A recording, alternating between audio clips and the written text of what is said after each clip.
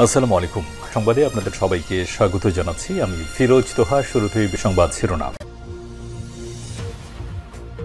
বাংলাদেশের সর্বশেষ গুরুত্বপূর্ণ আপডেট সংবাদে আপনাকে স্বাগত। শুরুতেই সংবাদ শিরোনাম, পরে বিস্তারিত। শুরুতেই জানিয়ে দিব, সালমান এফ রহমান এবং আনিসুল হক গ্রেপ্তার। সাবেক প্রধানমন্ত্রী শেখ হাসিনার বেসরকারি বিনিয়োগ বিষয়ক উপদেষ্টা এবং শিল্পপতি সালমান এফ রহমান এবং সাবেক আইনমন্ত্রী আনিসুল হক গ্রেপ্তার হয়েছেন। আজ মঙ্গলবার 13ই আগস্ট রাজধানীর সদরঘাট থেকে নিউ মার্কেট থানার এক মামলায় তাদের গ্রেপ্তার করা হয়। এরপর জানিয়ে দিব, আগামী 15 আগস্টের ছুটি বাতিল। জাতীয় শোক দিবস উপলক্ষে 15 আগস্টের সাধারণ ছুটি বাতিল করেছে জনপ্রশাসন মন্ত্রণালয়। মঙ্গলবার 13 আগস্ট এক প্রজ্ঞাপনে সব তথ্য জানানো হয়েছে। এদিকে সাবেক স্বরাষ্ট্রমন্ত্রী আসাদুজ্জামান খান কামালের ব্যাংক হিসাব জব্দ। সাবেক স্বরাষ্ট্রমন্ত্রী এবং আওয়ামী লীগের প্রেসিডিয়াম সদস্য আসাদুজ্জামান খান কামাল এবং তার স্ত্রী সন্তানদের ব্যক্তিগত এবং তাদের মালিকানাধীন সব ব্যবসা প্রতিষ্ঠানের ব্যাংক অ্যাকাউন্ট জব্দ করার নির্দেশ দিয়েছে Bangladesh financial intelligence unit financial. মঙ্গলবার 13 আগস্ট বিএফইউ সংশ্লিষ্ট এক ঊর্ধ্বতন কর্মকর্তা সব তথ্য নিশ্চিত করেছেন। এরপর জানিয়ে দিব, স্বরাষ্ট্র উপদেষ্টার পদত্যাগের দাবিতে সাতক্ষীরায় বিক্ষোভ মিছিল।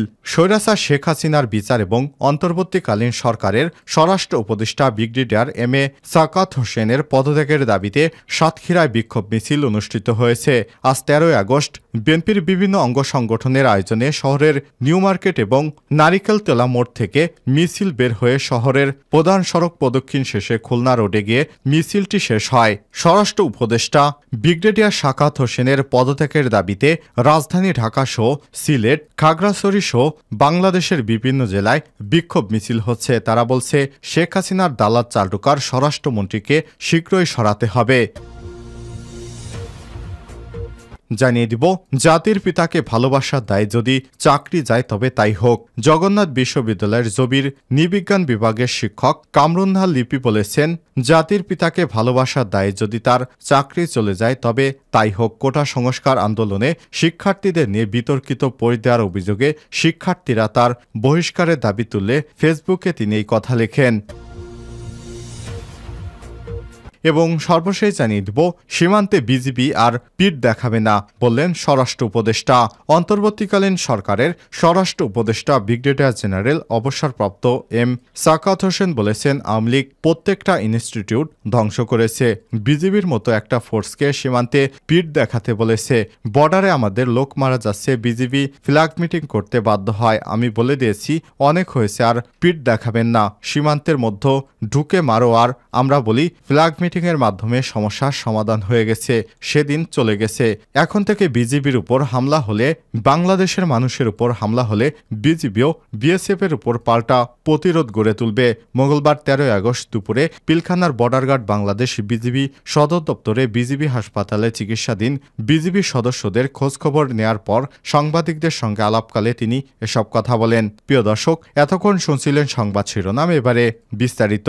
তবে তার আগে বন্ধুরা, অনুরোধ থাকবে সংবাদটিতে একটি লাইক দিয়ে দিন। আর বন্ধুরা, এই চ্যানেলে আপনি নতুন হয়ে থাকলে সংবাদটি দেখতে দেখতে চ্যানেলটি সাবস্ক্রাইব করে রাখুন, যাতে করে আমাদের পরবর্তী লেটেস্ট আপডেট সংবাদগুলো সবার আগে আপনার কাছে পৌঁছে যায়। আর বন্ধুরা, সংবাদটি দেখতে দেখতে আপনার মূল্যবান মতামত কমেন্ট করে জানিয়ে দিন বন্ধুরা, আপনি বিশ্বের কোন দেশ থেকে বা বাংলাদেশের কোন স্থান থেকে আমাদের সংবাদটি দেখছেন এবং শুনছেন। কমেন্ট করে জানিয়ে দিন আপনার এলাকার সর্বশেষ পরিস্থিতি। সালমান এফ রহমান এবং আনিসুল হক গ্রেপ্তার। সাবেক প্রধানমন্ত্রী শেখ হাসিনার বেসরকারি বিনিয়োগ বিষয়ক উপদেষ্টা এবং শিল্পপতি সালমান এফ রহমান এবং সাবেক আইনমন্ত্রী আনিসুল হক গ্রেপ্তার হয়েছেন। মঙ্গলবার 13 আগস্ট রাজধানী সদরঘাট নিউ মার্কেট থানার এক মামলায় তাদের গ্রেপ্তার করা হয়। Dhaka metropolitan police commissioner DMP Mohammad Mainul Hasan তাদের গ্রেপ্তারের বিষয়টি কালবেলাকে নিশ্চিত করেছেন।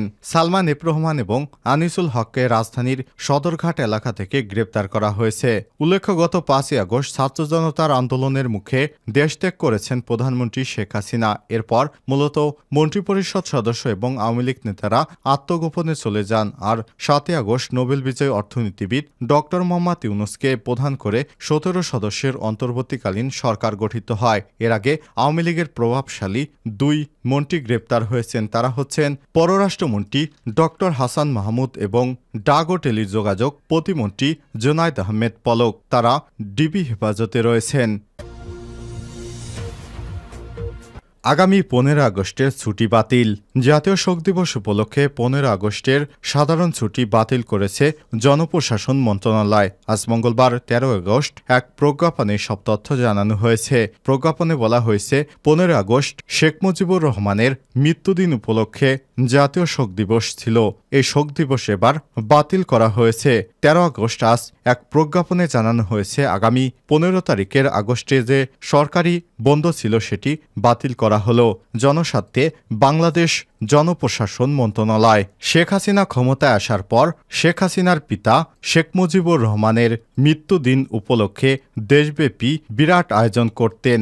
এ সময় দেশব্যাপী তিনি বাজেট পেশ করে এই টাকা দিয়ে দেশব্যাপী খিচুড়ি এবং মিলাদ মাহফিল ইত্যাদি আয়োজন করতেন। এবার শেখ হাসিনা পতনের পর 5ই আগস্ট শেখ হাসিনা ভারতে পালিয়ে যাবার পর 15 আগস্টের ছুটি বাতিল করা হলো। সাবেক স্বরাষ্ট্রমন্ত্রী আসাদুজ্জামান খানের ব্যাংক হিসাব জব্দ।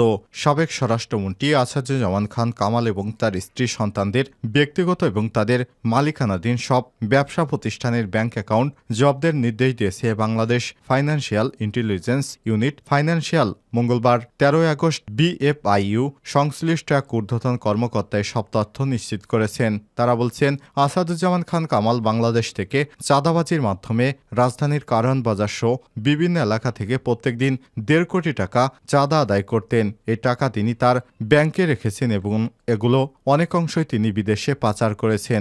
এরপর অনেক জমি জমাও কিনেছেন। এ কারণে তার ব্যাংক হিসাবটি জব্দ করা হলো। স্বরাষ্ট্র উপদেষ্টার পদত্যাগের দাবিতে সাতক্ষীরায় বিক্ষোভ মিছিল।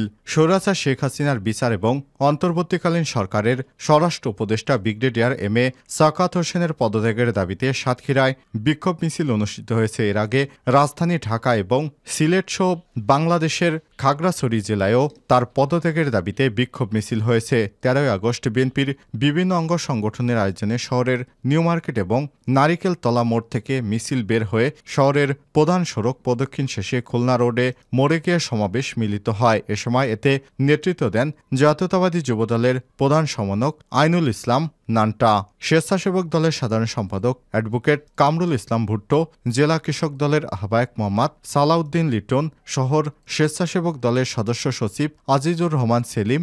বক্তারা বলেন, স্বৈরাচার খুনি হাসিনাকে স্বরাষ্ট্র উপদেষ্টা ব্রিগেডিয়ার এম এ সাকাত হোসেনের পুনর্বাসন করতে চাইছেন। তিনি এমন চেষ্টা করলে তাকে উপদেষ্টার পদ থেকে টেনে নামানো হবে। এ ধরনের বক্তব্যের জন্য তার বিরুদ্ধে আইনগত ব্যবস্থা নেয়ার দাবি জানান তারা। ছাত্র জনতার রক্তের উপর দিয়ে আমাদের এ বিজয়, কারো দালালি আর মেনে নেওয়া হবে না। ছাত্র সমাজ কোনো অন্যায় মেনে নেবে না। তার পদত্যাগ না হওয়া পর্যন্ত আমাদের আন্দোলন চলবে। জাতির পিতাকে ভালোবাসা দেয়, যদি চাকরি যায় তবে তাই হোক। জগন্নাথ বিশ্ববিদ্যালয়ের জবির নৃবিজ্ঞান বিভাগের শিক্ষক কামরুন্নাহার লিপি বলেছেন, জাতির পিতাকে ভালোবাসা দেয়, যদি চাকরি চলে যায় তবে তাই হোক। কোটা সংস্কার আন্দোলনে শিক্ষার্থীদের নিয়ে বিতর্কিত পোস্ট দেওয়ার অভিযোগে শিক্ষার্থীরা তার বহিষ্কারের দাবি তুলে ফেসবুকে তিনি এই কথা লিখেন। মঙ্গলবার 13 আগস্ট সকালে বিশ্ববিদ্যালয়ের উপাচার্যের সভাকক্ষে কোষাধ্যক্ষ এবং বিভিন্ন অনুষদের ডিন বিভাগের চেয়ারম্যানের সঙ্গে শিক্ষার্থীদের এক বৈঠকে শিক্ষকের বহিষ্কারের দাবিতে 24 ঘন্টার আলটিমেটাম দেন শিক্ষার্থীরা। এ বিষয়ে জানতে চাইলে জবির এই শিক্ষক বলেন, আমার পরিবারের অনেকেই সম্মুখ সারিতে মুক্তিযুদ্ধ করেছেন। ছোটবেলা থেকে তাদের কাছ থেকেই জেনেছি বাংলাদেশ মানেই বঙ্গবন্ধু, আর বঙ্গবন্ধু মানেই বাংলাদেশ। সেই বঙ্গবন্ধুর ভাস্কর্য ভেঙে ফেলা হচ্ছে। এ নিয়ে কথা বলার কারণে যদি চাকরি চলে যায় তবে যাক। শিক্ষার্থীদের সংসদ ভবন পরিষ্কারের ছবি পোস্ট করে একজন সুইপার এ কাজটি আরও সুনিপুণ অনিপুণভাবে করতে পারে, দেশ গড়ার অন্য বিষয় বলেও বিতর্কিত ফেসবুক পোস্টের বিষয়ে তিনি বলেছেন যে পোস্টের কথা বলা হচ্ছে সেটা আমি দেইনি, আমার আইডি ক্লোন করতে পারে। যদি কেউ আমার আইডি ক্লোন করে এসব করে তাহলে আমার কি করার, এমনিতেই আমাকে মেরে ফেলার হুমকি দেওয়া হচ্ছে।